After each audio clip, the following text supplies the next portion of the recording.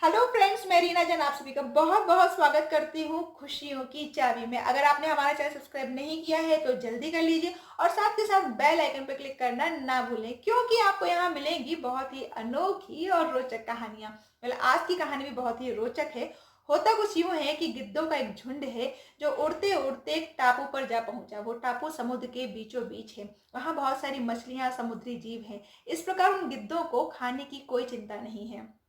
खुशखबरी ये भी है कि उन गिद्धों का शिकार करने के लिए वहाँ कोई जंगली जानवर नहीं है। इतना आरामदायक जीवन उन गिद्धों ने कभी नहीं देखा था। वो बहुत सभी बहुत खुश थे और उन्होंने निश्चय किया कि अपना आगे का जीवन वो इसी टापू पर व्यतीत करेंगे और वो सभी वहाँ रहने लग गए। ज्यादातर गिद्ध युवा थे, लेकिन उनमें एक गिद्ध बूढ़ा था जो तजुर्बेकार था।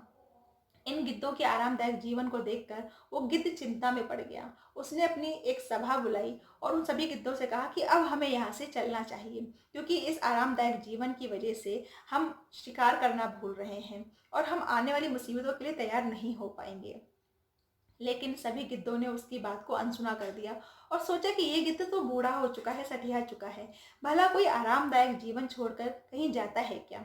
और कोई भी उसके साथ जाने के लिए मना कर दिया।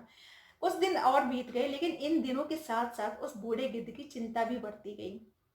उसने फिर से उन सभी गिद्धों से कहा कि अब हमें यहाँ से चलना चाहिए, लेकिन फिर भी उस गिद्ध की बात किसी ने नहीं सुनी। उसने समझाया कि अब हम शिकार करने के साथ साथ उड़ना तक भूल गए हैं। हमें यहाँ से चलना चाहिए, वरना हम कभी किसी मुसीबत में पड़ गए तो अपने आप को बचा नहीं पाएंगे। लेकिन कोई नहीं माना। इसके बाद वो बूढ़ा गिद्ध वहां से अकेला ही उड़ गया। देखते देखते कुछ महीने बीते। इसके बाद वो बूढ़ा गिद्ध एक दिन उड़ते उड़ते उस टापू तक पहुंचा। उसने सोचा क्यों ना इन युवा गिद्धों के हालचाल ले लिए जाएं। जैसे ही उस टापू पर पहुंचा तो वहां का नजारा देखकर वो चौंक गया।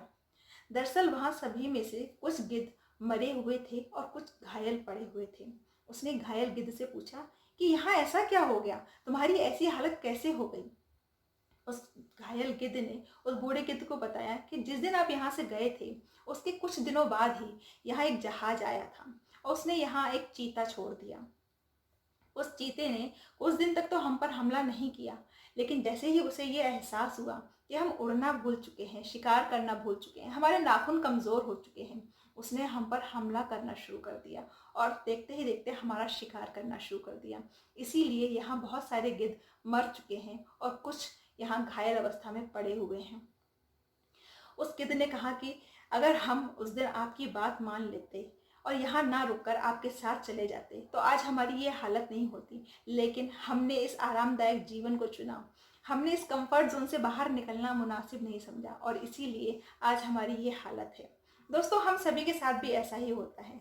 जब हम कोई आरामदायक जीवन चुन लेते हैं और उस कंफर्ट जोन में चले जाते हैं तो वहाँ से बाहर निकलना हमारे लिए भी बहुत मुश्किल हो जाता है। लेकिन जब हम उस कंफर्ट जोन में रहते हैं तो आने वाली समस्याओं का मुकाबला करने के लिए हम कमज़ोर पड़ जाते हैं।